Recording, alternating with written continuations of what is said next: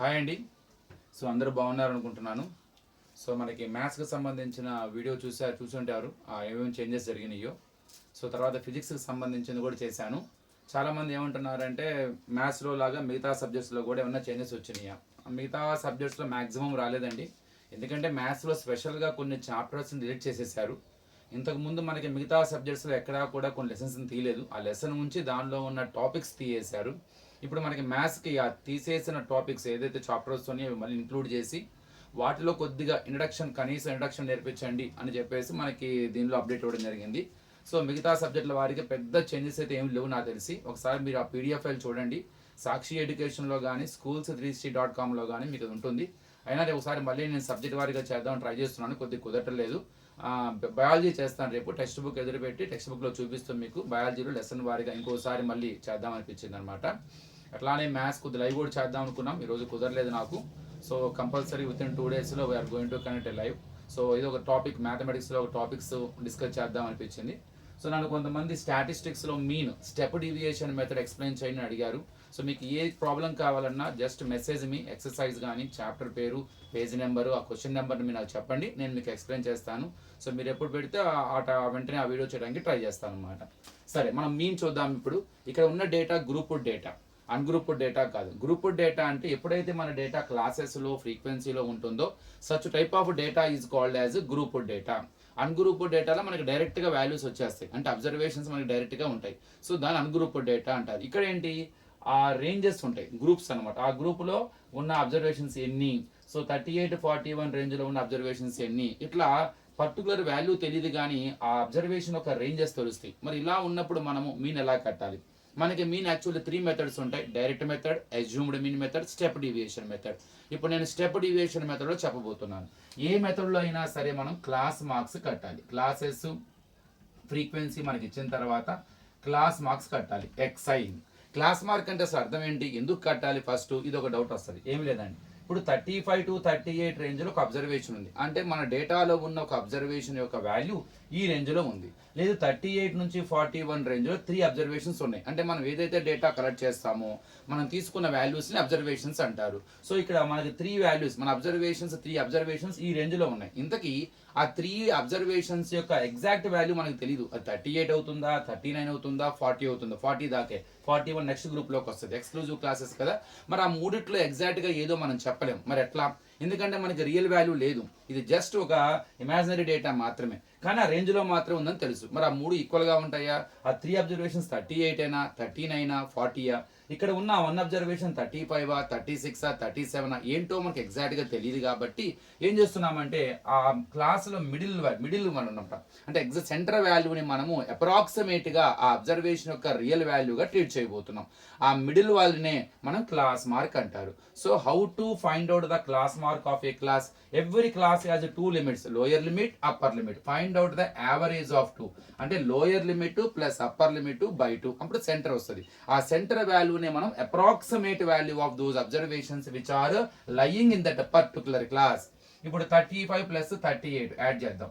Add చేస్తే ఎంత వస్తుంది మనకి? 73 వస్తుంది. 73ని 2తో డివైడ్ చేయండి. 2తో డివైడ్ చేయండి అన్నా, 73లో హాఫ్ చెప్పమన్నా ఏదైనా ఒకటే. సో 73ని డివైడ్ చేస్తే మనం 2తో 2 3s are 6, 13, 2 6s are 12, 1 point gives 0, 2 5s are 10 అంటే 36.5. ఈ 36.5 సెంటర్ ఆఫ్ ద క్లాస్. దీన్ని ఒక approximate real value of that observation which is involved in that class. అంటే ఆ ఒక్క అబ్జర్వేషన్ ఏదైతే ఆ ఒక్క అబ్జర్వేషన్ 35 to 38 మధ్యలో ఉందో ఆ వాల్యూ మనకు తెలియదు కాబట్టి దాన్ని అప్రాక్సిమేట్గా 36.5 తీసుకుంటున్నాం. అలానే నెక్స్ట్ క్లాస్కి కూడా ఇప్పుడు 38 ప్లస్ 41 బై 2. ఇలా మనం ప్రతి క్లాస్కి చేయాల్సిన అవసరం లేదు, ఒక చిన్న ట్రిక్గా ఉంది. స్మార్ట్గా ఆలోచిస్తే we can find out very easily next class marks. ఎట్లా? క్లాస్కి మధ్య గ్యాప్ చూడండి, దీన్ని height of the class or size of the class అంటారు. క్లాస్కి మధ్య గ్యాప్ ఎగ్జాక్ట్గా సేమ్గా ఉన్నప్పుడు మాత్రమే ఈ కండిషన్ అప్లై చేయండి, ఈ ట్రిక్ అప్లై చేయండి. సో ఇక్కడ 35, 38, 41 అన్ని 3 3 3 పెరుగుతుంది కాబట్టి ఇక్కడ అన్ని కూడా డిఫరెన్స్ బిట్వీన్ 3 3 కాబట్టి ఇక్కడ కూడా కన్ఫర్మ్గా మన క్లాస్ మార్క్స్ కూడా డిఫరెన్స్ 3 3 3 ఉండబోతున్నాయి అనే చిన్న లాజిక్తో మనం very easy to find out the rest of the class marks. 36.5 3 add చేస్తే 39.5.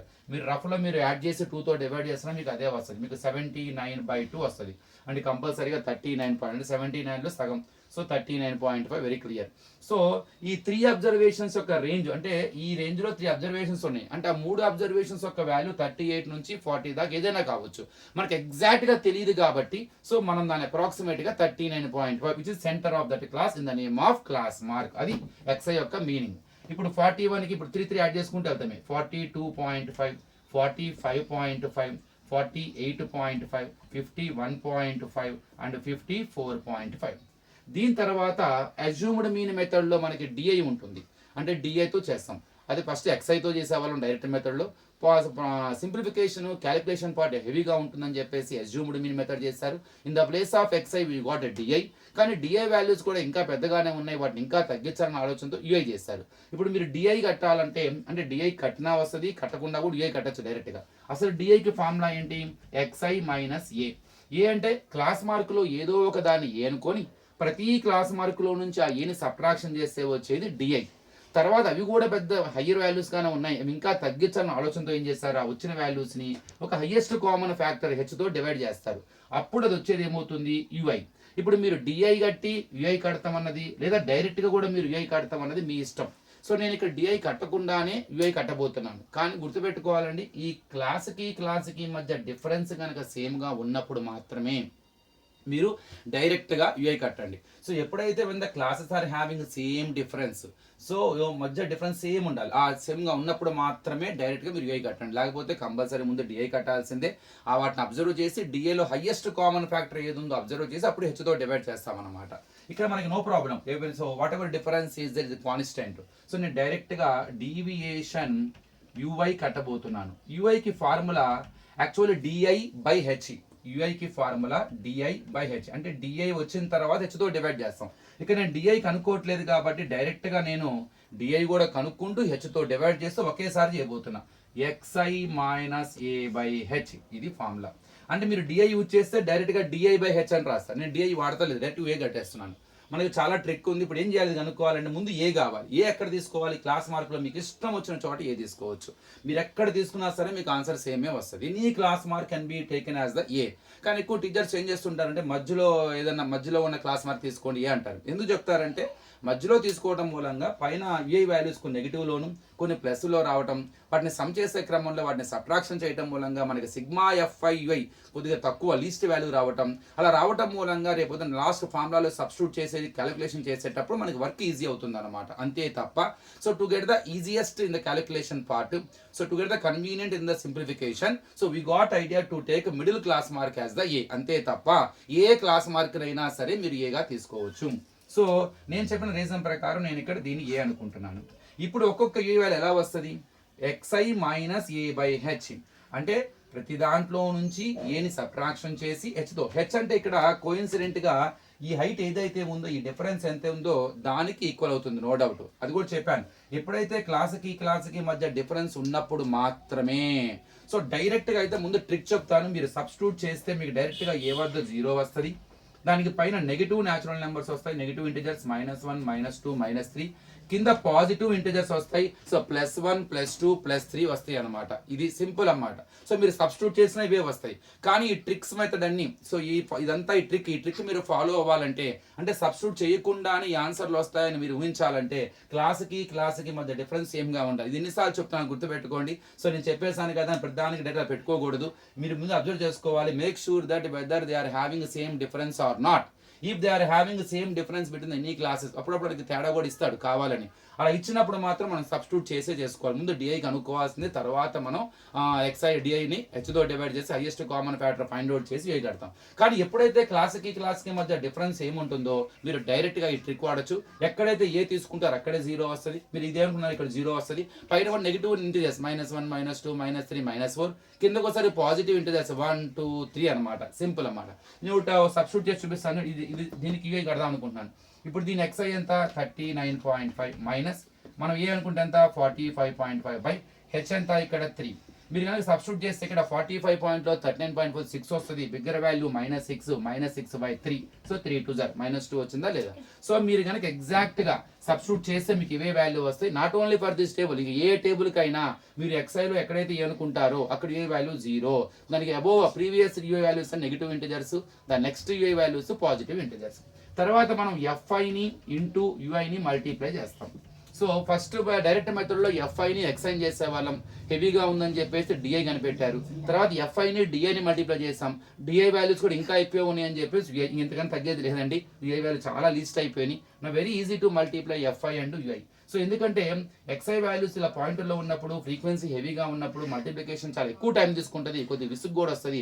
ఆ ఆలోచనలోనే ఈ మెథడ్స్ అన్ని ఫామ్ అయినాయి. So 1 × -3 -3, 3 × -2 -6, 4 × -1 -4, 4 zeros are 0, 7 ones are 7, 10 twos are 20, 11 threes are 33. ఇదంతా యాడ్ చేస్తే మనకి సిగ్మా సమ్మేషన్ అంటాం. సిగ్మా ఎఫ్ఐఐ ముందు నెగిటివ్ సమ్ యాడ్ చేసేయండి ఇదంతా. సో -13 వస్తుంది. పాజిటివ్ సమ్ యాడ్ చేసేయండి 33, 53, 53 ప్లస్ 60. సో మొత్తం +60. ఇవి రెండు మళ్ళీ మనం ప్లస్ చేద్దాం, అంటే -13 + 60. So one has minus, one has plus, do subtract and take the bigger value symbol here. So 60 లో మనం 30 ని సబ్ట్రాక్షన్ చేస్తే ఎంత? 60 minus 10, take the borrow 10 minus 3 7, ఇక్కడ 5 minus 1 47. So bigger value symbol 4 plus symbol. So 47. So మళ్ళీ ఒకసారి చూసుకోండి, 9 + 4 13, 27, 57, 60. 60 లో 13 పోతే 47. అట్లాంటి నెంబర్ ఆఫ్ అబ్జర్వేషన్స్ తెలియాలంటే సిగ్మా ఎఫ్ఐ అనే డేటాలో ఎన్ని అబ్జర్వేషన్స్ ఉన్నాయి, సమ్మేషన్ ఆఫ్ ఫ్రీక్వెన్సీస్. 1 + 3 4, 4 + 4 8, 8 + 4 12, 12 + 7 19, 19 + 10 29, 29 + 13 40 ఉంటుంది. 21, 28, 32, 33, 39, 40. ఇప్పుడు మనకి మొత్తం టేబుల్ అంతా రెడీ అయిపోయింది. సో మీన్ ఫార్ములా వచ్చేసరికి step deviation A plus sigma FI UI by sigma FI into H. So ఇక్కడ ఏ అంటే అస్యూమ్డ్ మీన్. ఇన్ క్లాస్ మార్క్లో మనం ఏదో దాన్ని ఏ అనుకుంటాం కదా, అది 45.5 ప్లస్ సిగ్మా ఎఫ్ఐఐ, ఎఫ్ఐని మల్టిప్లై చేసిన తర్వాత వచ్చిన వాల్యూస్ అవి. Sigma FII 47 by sigma FI 40 into H value వచ్చేసరికి ఆ క్లాస్ యొక్క మధ్య డిఫరెన్స్ అది. మీరు చాలా మంది హైట్ అంటే ఇలా కూడా చూసుకోవచ్చు అండి, ఇట్లా హారిజంటల్ కూడా చూసుకోవచ్చు. ఎందుకంటే ఎక్స్క్లూజివ్ క్లాసెస్ అప్పుడు మీరు డిఫరెన్స్ ఇలా చూసినా పెద్ద ఇబ్బంది ఏమి ఉండదు. ఇన్క్లూజివ్ క్లాసెస్ అప్పుడే 35 to 37 వచ్చి 37 తర్వాత 38 అలా వస్తుంది. అప్పుడు వర్టికల్గా డిఫరెన్స్కి హారిజంటల్ డిఫరెన్స్కి 1 డిఫరెన్స్ ఉంటుంది. కాబట్టి మీరు ఎప్పుడు హైట్ చూసేటప్పుడు ఇలానే చూడండి, క్లాస్కి మధ్య డిఫరెన్స్ చూడండి. సో హెచ్ అంటే ఇక్కడ 3. సో ఐ థింక్ 47లో 40 పోదు, రెండు ఏ టేబుల్ పో, థర్డ్ టేబుల్లో కూడా 40 పోదు. Multiply the numerators. 45.5 plus 3 7s are 21, 3 4s are 12 + 2 2, 141/40. మీరు ఎక్కడ పాయింట్ రిమూవ్ చేయొద్దు అట్లా అని చెప్పేసి పాయింట్ రిమూవ్ చేసి ఎల్సిఎం చేసి ఏం చేయొద్దు. 141ని 40తో ముందు డివైడ్ చేయండి. ఆ వచ్చిన ఆన్సర్ని 45 పాయింట్, అప్పటిదాకా మీరు 45 పాయింట్ జోలికి వెళ్ళమాకండి. Let us divide now. 141 divided by, so 40. 44s are 160. So let us take 43s are 120. We get 21. Point gives 0. Now 45s are 200 and we get 10. Point gives 0. Now 42s are 80. 20. Again 0. 45s are 200. So remainder 0. ఎప్పుడైనా 4తో కానీ 8తో కానీ divide చేసేటప్పుడు compulsory మీకు reminder 0 వస్తుంది. ఇలా continuation చేసుకుంటూ వెళ్తే you never get it. అంటే don't feel that we are not going to that reminder 0 when it is divisible by 4 and 8. 2తో అయితే వెంటనే వస్తుంది రిమైండర్ 0, 5తో అయితే వెంటనే వస్తుంది. 4, 8 కొద్ది ప్రొలాంగ్ అయినా కూడా కన్ఫర్మ్గా రిమైండర్ 0 వస్తుంది. 3 కానీ 7 కానీ ఇలాంటి వాటితో అయితే కొద్ది నాన్ టెర్మినేటింగ్ అవుతూ ఉంటుంది, కానీ రిపీటింగ్ అవుతూ ఉంటుంది.